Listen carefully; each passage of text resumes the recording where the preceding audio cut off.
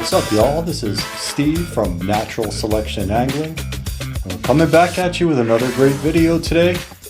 Listen, man, if you guys have been following along, you've seen the tremendous amount of work I've just put out. You can check out the videos on the channel, but I have been working hard and filling orders. Today, I'm gonna do a maintenance day, right? It's like leg day at the gym, man. Nobody wants to do it, but we're gonna do it today together. I'm going to break down my Iwata Eclipse BS and also a pair of cheap NEOECO guns that I use for, less important things, right? So let's start with the NEOECO gun. This is a 0.2 millimeter, and I'm just going to start breaking it down and dropping all the pieces that get paint on them into a solvent. In this case, it's 99% iso alcohol.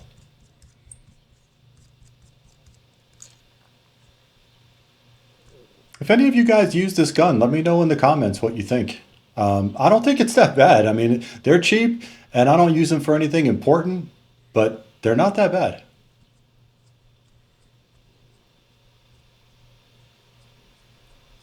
And what do you guys like to do when you're doing this work? I typically do voiceovers for all my videos because I have headphones on and I'm listening to music, which is usually shit kicker country music from the 70s. And from time to time, you might hear me singing along to that in the background. Sometimes it pops up in the captions even after I mute the video. Just methodically breaking this guy down, piece by piece.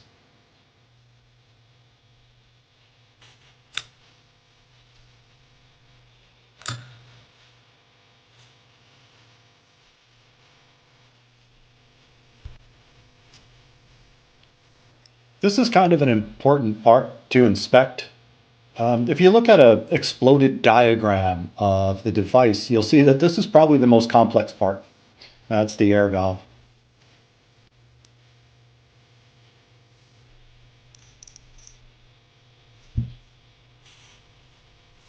And take off the nozzle cap and pull the nozzle out. And this is one thing I like about these guns is they have an integrated nozzle. It's a single piece.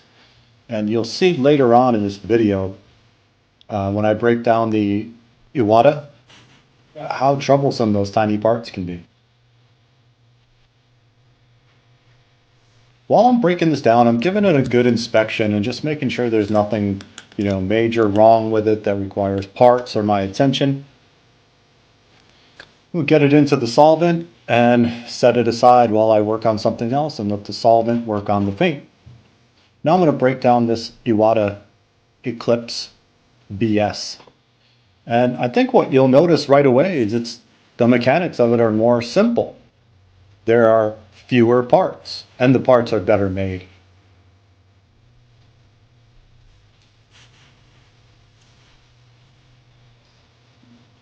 When I break these guns down, I'll break them down from the back end, and when I rebuild them, I'll build them from the front end.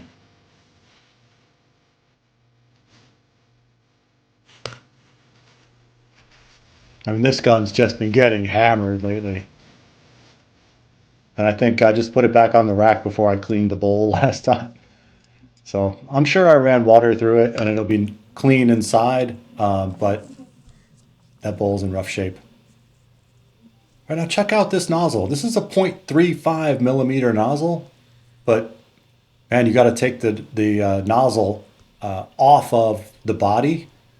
And this is where you can really damage the gun. Right, you see how small this piece is? Don't lose it, don't break it, don't over tighten it. If you break those threads off inside the body of the nozzle, I mean, that's a more expensive repair. I mean, it's not the end of the world, but you gotta replace the whole assembly. Let's give this guy a soak. I'm just keeping the parts together with the gun that they came from. I don't want to confuse anything or, make a mistake, mix the parts, because sometimes they're hard to tell. Now, this is another NEOECO, and this is a 0.5 millimeter gun. I just use this for primer and clear coat, stuff like that. And these two guns are basically identical except for the needles and the nozzles, right? So when I put these back together, I'm just going to show you one. We're going to take care of the needle first and get this done. What I like to do with these is give them a good polish. And I'll take a piece of masking tape and put it around the butt end of the needle. And you'll see it doesn't like to stick because there's usually a little bit of oil on there and it's a very smooth surface. But that doesn't matter because what you're going to do with this is you're going to put it into the chuck of a drill. And I'll show you that in a minute. Let's just get all the needles taken care of and get them taped up so we can run through this one at a time and do it more quickly. All right, these are ready to go. Now I'm going to take my metal polish, and I like to use Flitz. It's good for metal, plastic, fiberglass, all sorts of stuff.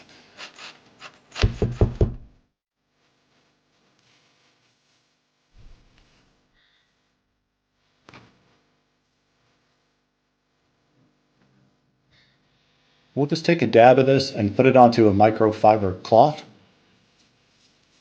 And this is where the fun starts. You got to be careful with this, okay? These needles are super, super sharp, and they're also fragile. So you don't want to damage them, and you don't want to stick one through your finger because it will draw blood. Squeeze tight against the needle and let the drill work. And I'm always going to polish the needle from the back to the front, moving away from the pointy end. Like when I was a kid and starting to learn how to use a pocket knife, and my old man told me, son, always cut away from yourself and towards your friends. Same deal. You can see what comes off of there. Pretty dirty. So take this one out of the chuck and we'll move on. I'll just rip through these, get them ready. This one's very clean.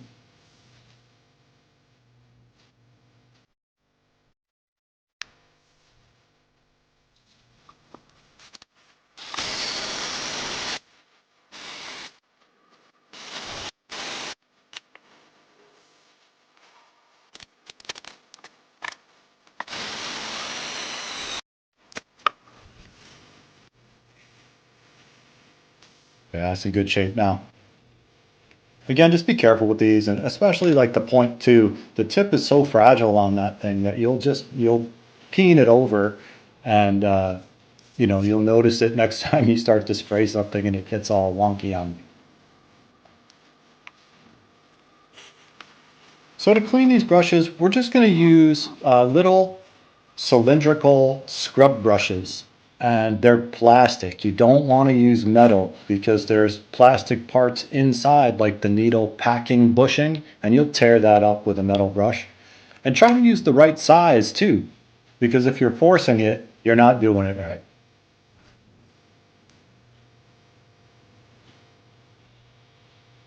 So I'm going to put the Iwata together first. This is the one that's most important to me. I do the bulk of my work with this.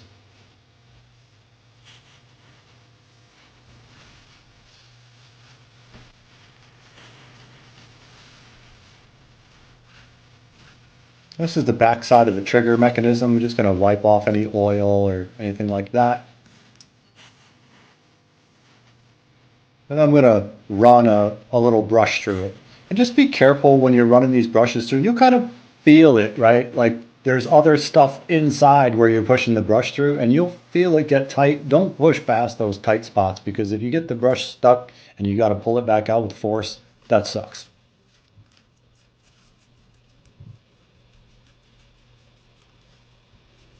All right, so we're getting the body of the nozzle here. Get that nice and clean. I guess this is the upside of the non-integrated nozzles. You can ream it out with a brush. And then I'll just put some iso alcohol through it and wash out any particles and keep it clean. And we'll just keep moving, guys. If you watch my videos, you know my philosophy, and that's always be cleaning. So this is kind of against the rules for me. I didn't clean the brush for several days when I was pounding out lots of orders. But, when it's time to do it, the gun will tell you. It'll be fussy. You'll be, cleaning it constantly. You'll be thinning the paint too much. And these are the symptoms and signs that you need to do some work.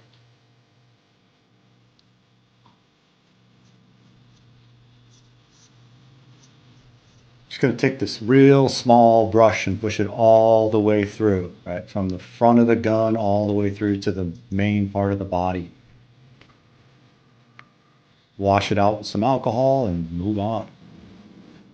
Make sure you have a diagram if you're not sure how your gun goes together. And what I'm doing here is just inspecting all the O-rings and things like that. So I want to make sure I know where they all are so I can tell if one's missing. I can tell if they're damaged by looking, right? But if one came off and it's missing, now am I going to know that? Does it get one? Doesn't it get one? Who knows?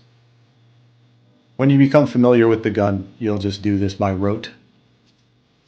Now, I'm putting the nozzle onto the end of the nozzle body, and I'm holding the nozzle in my hand because it's so small, and I'm turning the other piece, right? Just use common sense here.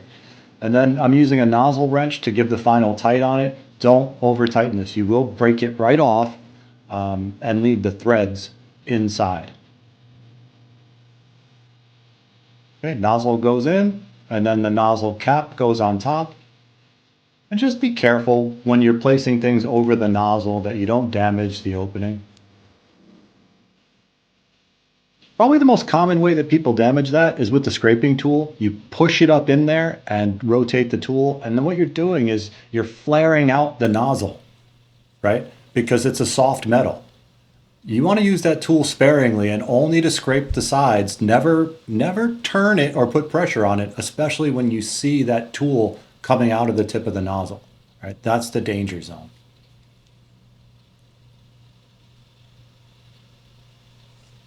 All right, we'll put the needle cap on here.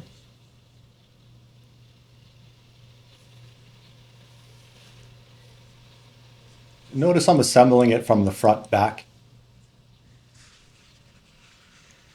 Here's the fore part of the trigger assembly, and here's the rear part of the trigger assembly.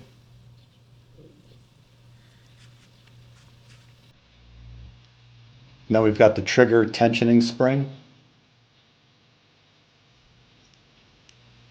and the spring retainer. This is what makes the trigger bouncy, right? So just check it, make sure it feels right. And I like to check everything as I go. So if I have a problem later, I'll know right where that problem lives because I would have examined each subassembly as I put it together. All right, now back to the needle. Again, be careful with this because you can stab yourself, but also it's a fairly expensive part. I'm going to put a drop of Iwata oil on the trigger assembly so that moves smoothly, and you'll feel it like it'll be a little scrapey when you're pulling it back and forth, and you want it to be smooth. You don't want it to catch. Everything should move nice. And then I'll put a little bit of oil where the needle is going to go through the needle guide and very carefully start the tip. Once the tip is started and the needle's mostly inserted, it'll be straight. The whole gun barrel is concentric, okay? So unless there's something drastically wrong, the tip's not going to run into anything. So push it through until the needle is exposed through the cap. And then when you put the needle chuck on and tighten it, just push down on the needle with your finger so that it's tightened in the closed position, right? And the symptom that you've gotten this wrong is you turn the gun on, you put paint in it, and paint just starts coming out. You don't activate the trigger, but here comes the paint anyway. Okay, that looks pretty good. Before I use that gun, I'll run a bowl of ISO through it as well, just to make sure that everything is clean in there, and then rinse it with water. Now we're going to move on to the NEOECO, the 0.2. And this has more parts, and they don't fit as well, and they're not machined as well. So just bear that in mind as you're going through, and so you don't, break anything or, have other trouble. We're just going to repeat the process here and, ream out everything with a brush, get it clean. rinse with ISO, rinse out any particles. The challenge on this gun is going to be the integrated nozzle, because you can't take it apart, you can't run a brush through it, you can only run a brush up in it, and you'll see why that's a problem. So everything's a trade-off in this business, right? If something's convenient, it's expensive. If it seems like it's too good to be true, it is. Yeah, this dude is pretty clogged. So I'm going to use this tool, and again, just be careful when you're using this. No force or pressure. You shouldn't be working hard at this. Just turn it gently inside the nozzle body and scrape the paint off the sides. You can see some's coming out the end now. I'm going to squirt some ISO through there. And if the ISO doesn't squirt out the other side, I'm going to keep working the tool until it does. That's looking pretty good now. And just check out how much paint came out of there. That all came out of that nozzle. All right, moving on, we're going to replace some O-rings. The ones that are sitting on the bench there to the left, they're clapped out, man. Could put one under the bowl here. And if you're confused where they go, just check. Right, so I forgot where that other one goes, so I just took a quick look at the exploded diagram, and it goes on the back side of the nozzle cap.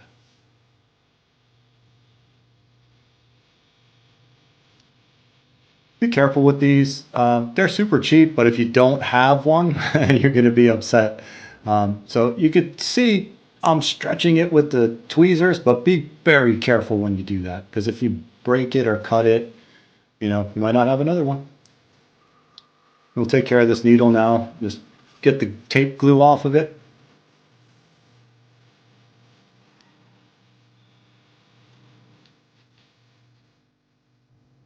Mounting the air valve.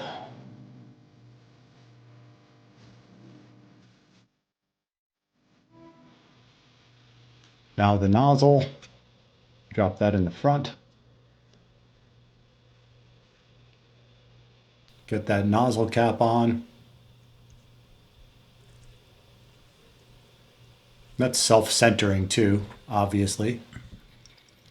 Then you could just give it like a quarter turn with a wrench, or maybe even less. Don't over tighten it. You don't want to break the O-ring. When you install the trigger assembly, make sure that the knurled part of the trigger is facing forward, where it actually makes sense for the pad of your finger to grip it. Get that down into the air valve, and then we'll drop in the back side of the trigger assembly. We'll throw on the trigger tension spring.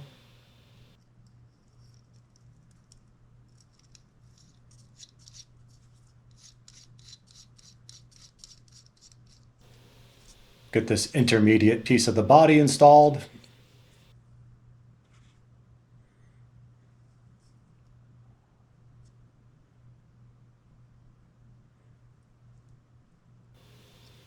Now the spring tensioner.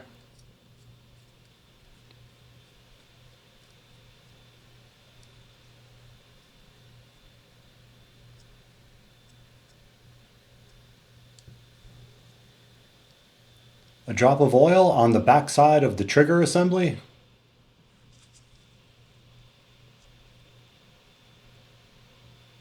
A drop of oil on the back of the assembly where it comes out, the back of this intermediate body piece, and then a drop of oil into the needle chase.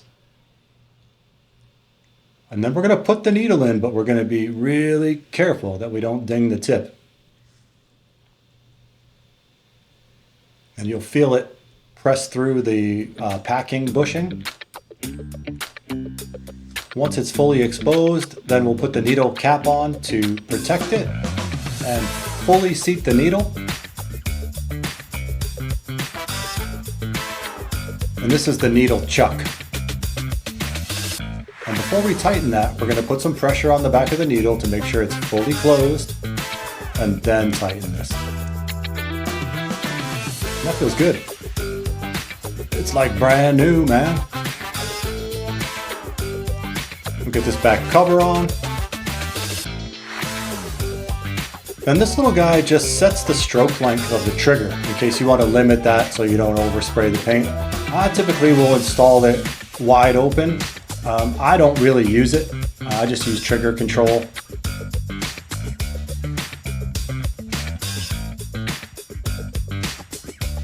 Now let's get that bowl put on, and that's it, man. This is a wrap.